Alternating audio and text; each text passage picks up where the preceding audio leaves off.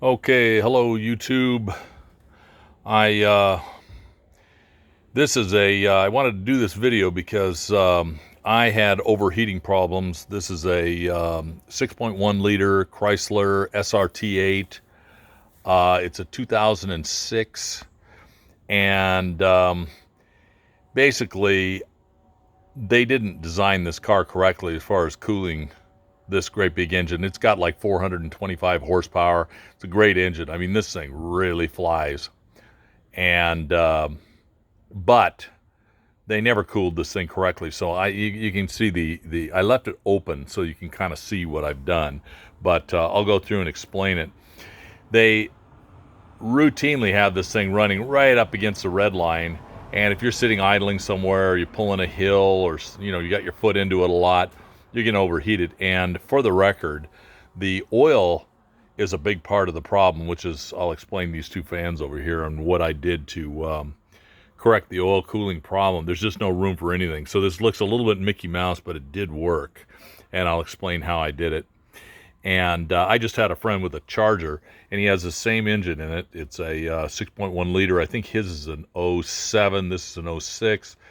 And a friend of mine, his son bought one of these things and loaned it to his girlfriend, and she smoked it, overheated it and didn't know what she was doing. And these things are thousands of dollars to get fixed. I mean, the junkyards, they got Lexus engines for cheap because they don't overheat mostly. Well, these things do, so there's no junkyards with engines. So I think you're better off not letting it overheat. But anyway, I'll tell you what I did. This did work. It's worth listening to. And for the record, the cops use these things, at least here in California. They use a lot of them. And I think they use the 5.7 liter. This one's a 6.1. And for the record, they are overheating their oil. They're overheating their engines. If I were a fleet maintenance manager for, one of these police departments or state of California or any other state that uses these things, you could make a career out of basically replicating what I've done here, replicating. Why? Because the engines are great. They just overheat. So anyway, again, I've left everything open just so you can see what I did. But I'll try to go through it pretty quick. The first thing you've got to do to make this thing cool correctly is you got to realize that the front of this car is not nearly big enough to cool this engine. Okay, so the aftermarket came up with something, and you can see it in there. It's an aluminum radiator, and basically what they did is they made the core of the radiator about twice as thick as the stock core. Now, this thing's a real quality radiator, and unfortunately costs about $600 delivered, but you don't have a whole lot of choice on that. And what it is, I wrote it down what it is because I had to research this, so you might as well learn from me. If you've got an '05 through a 14, if it's a 6.1, a 5.7, or a 6.4 Hemi, it's this. It's SHP 30-HP. The company's called Fluidyne, Fluidyne, and the website is www.highhorseperformance.com. Okay, that's something you're going to need. It bolts right up. I mean, it bolts up with the, the various connections, so that's no big deal for you. To replace. It's just expensive is all. But, you get rid of those plastic headers and all that kind of stuff. All right, I'm fighting for the pen right now. All right, that's issue number one. Issue number two, and then I'll show you how I hook these things up. The radiator's straightforward, but this was tricky. There is no room to put oil cooler radiators in this car. There's no room, okay? So I came up with this, and it did work. Basically, those are B&M supercoolers. They're the same ones for the transmission or the oil, but what they are is 70274 B&M supercoolers. Oh, Jesus. And you can get them on Amazon. You might be able to get them on eBay. And then these things I got on eBay, and you can see what they are is 12 volt, 80 watt. Those things were cheap. and they did work. They pump a lot of air past these things. I realize that they're pumping the air right up against the hood, but there was no room. Now, okay, so where's the oil coming from? Well, basically I put them in series, one to the next, and the oil comes from one of these things. Okay, hopefully you can see it. All right, I bought this on eBay, and what these things are is they go just between the oil filter and the block, and this particular one routes the oil all the time. And of course you put that thing in the bottom and it goes up into the block, and then your cooler on top of that. So this particular one routes oil all the time. I don't know what I bought that for, 25 bucks, something like that. It's aluminum. It looks quite high quality. And then you're going to need one of these things. And what it is that's also an eBay part, but at 200 degrees, it shorts at 200 degrees between here and here. So you got to rig it in so that it turns on your fans. Okay, those things are cheap. They're about 10 bucks. But 200 degrees was about right. I used 200 degrees for both the oil and for the coolant. Okay, now getting back to the engine bay,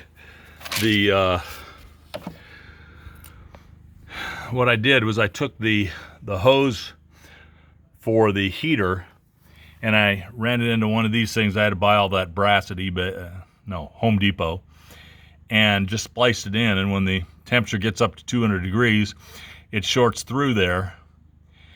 And I suppose you could turn on the oil coolers at the same time as the main coolers on the engine. Part of the problem with this thing, I realize this video is disorganized, but I'm trying to tell you everything. Part of the problem with this engine is there is no fan, okay? They've got two electric fans back there, and they work.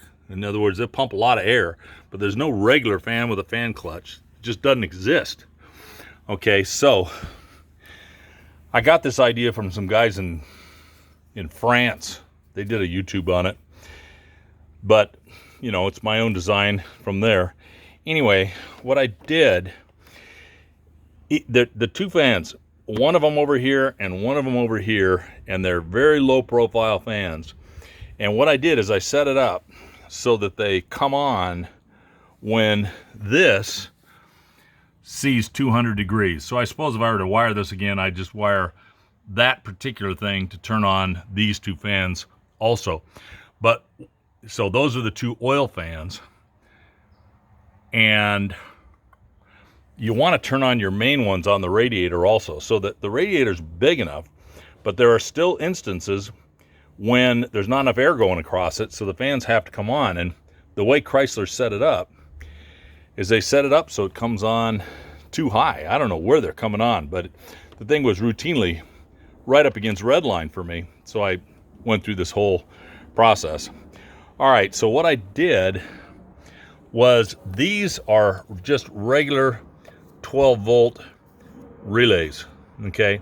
And you can buy those at AutoZone. I have an electronics store that sells them, and these plugs are super helpful also. But what you do, and I've got here, you can see there's 5 of them. And the reason being is that I'm using the default where the electricity just goes default without the coil being energized, and it's stock and hot, negative, okay? I use this relay, which is tripped by that, okay? And that relay, in turn, I just tripped the one. It in turn trips all 4 of these, and it goes to its second pole. So when the coil is energized in each one of those, it goes to the second pole, and it's just full blast, just flat out, okay? So Chrysler does higher temperatures. Sometimes it doesn't come on until it's pretty hot, which is too late. I have it all come on. I trip this, which in turn trips the coils on these, and it comes on at 200 degrees. And these are also coming on at 200 degrees. All right, now you need quite a lot of electricity going through these things. So what I did, and this is why I have this thing open, was I picked up this hot point here, and those blue wires are fairly heavy gauge wire. For 12 volt, you have to make them pretty heavy gauge to run these fans. So I don't know what they are. They're not real small, like a 5 or 6. I don't know what they are. Maybe a 7. I don't know. They're pretty big gauge wires. And I picked that up hot. And then, of course, over here I'm grounding. But the ground and the hot go through these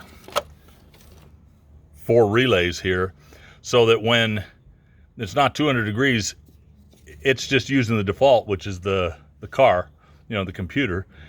And realize the reason why I tripped the negative on those as well as the positive is that I think Chrysler is actually using a certain amount of resistance in the negative. So they actually throttle that thing with the negative, maybe also the positive. I don't really know how they do it, but you got to trip both the negative and the positive so that when it's running on the computer, basically this is just an override for the computer. It doesn't mess with anything, it just overrides it.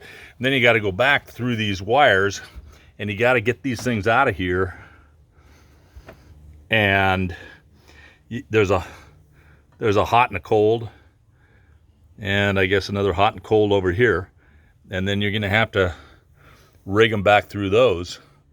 And what I did, the reason you're seeing so many wires here, is that I also, inside, I put 2 LEDs that come on when either one comes on. So if there's something going wrong, the LEDs won't come on. And trying to think what else I can talk about. These are the oil coolers, as you know, right there. I did those just in simple series. They're not in parallel. I mean, parallel would probably be better. They call it increased shock. But I did them in series. It was easier to plumb that way. Also, when you buy this hose, don't use just regular hose from Home Depot. It'll break down after even AutoZone stuff. You need the, I don't know what this is. This says Continental on it. It's rated for oil, it's rated for heat, and it'll last better, but it's rated for oil, okay? And the cheaper stuff, good chance it just won't last for you. I don't know if I mentioned this, but I had to fashion these plates right here to hold this thing. And then there's hardware you get for these oil coolers like that. And I used some Velcro. And I mean, it barely fit, And when you look at it, I'm moving the air up against the hood, and there's probably virtually no room there, but it still did work. It maintains the oil temperature. And these super coolers, just so you know, these B&M super coolers, they designed those things originally. Whoever designed them was a genius, because they're about 20% more efficient than standard aluminum fin oil coolers. I read somewhere that they date back to World War II, and somebody figured it out, and they were for the Spitfire in England. I don't know if that's true, but I did read that. So anyway, I've got 1, 2 in series, and you're going to need that cooling. I mean, again, if I were a fleet manager, a maintenance manager at one of these police departments, I would do this on every one of the cars, because the oil does get too hot, okay? What happens when it gets hot? Well, your bearings don't work as good, and I keep mine at around 200 all the time now. Well, the oil works great, The other thing I would suggest, by the way, is, and make sure you can't see it, but I had to cut a hole in the middle of that aluminum plate underneath there so the air can, come up and through there. If you didn't put the hole in there, you wouldn't get very much oil cooling on those. Okay, so that's important. I can tell you another thing that I did, and this is not a big deal, but this stuff is what I run in this car. Mobil 1 fully synthetic 1550, and I think it's great oil. I think it makes the engine last longer, but you know, you get a lot of people who argue with that, but it works great for me. I run it in everything I've got. I even run it in my diesel truck, by the way. And it's not diesel oil, but it works really, really good. So anyway, I hope this video helps somebody. It did help me. My temperatures never exceed now 200 degrees. I really, really like this car. The thing is really a screamer. And cooling them's really the only issue. Let me see if there's anything else now. Most everything I bought on eBay. And of course, that one website for the SHP 30-HP, that Fluidyne aluminum radiator, I bought on their website. And of course, I think I bought those B&M coolers on Amazon. You can find them pretty easily. The 12-volt fans, eBay. The oil diverter, eBay. Anyway, hope this helps, guys. Take care. Bye.